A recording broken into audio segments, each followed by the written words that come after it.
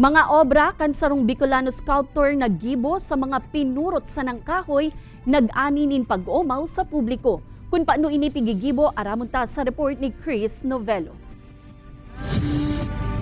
Nag-aninin mga positibong reaksyon ang mga surreal sculpture. Nagibo kan sarong Bicolano sculpture sa Tabaco City.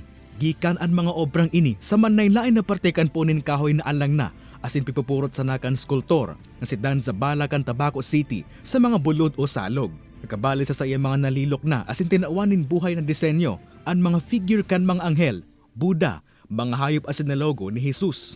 Masasabi ko itong klase ng timbre ng klase ng paglililo ko yung siguro masasabing isang surreal.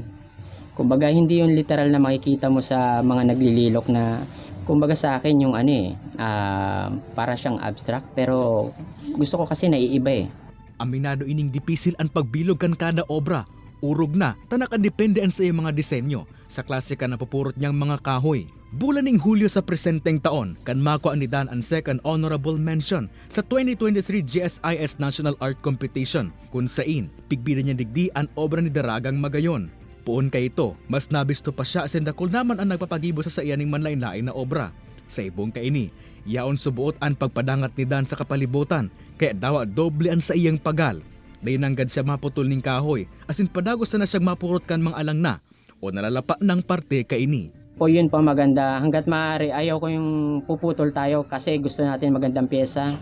Ayaw ko noon kaya legal po, kumbaga kahit DNR, okay kami na binababa namin sinako na kahoy, okay yan. Kasi wala naman tayong inaanong batas eh.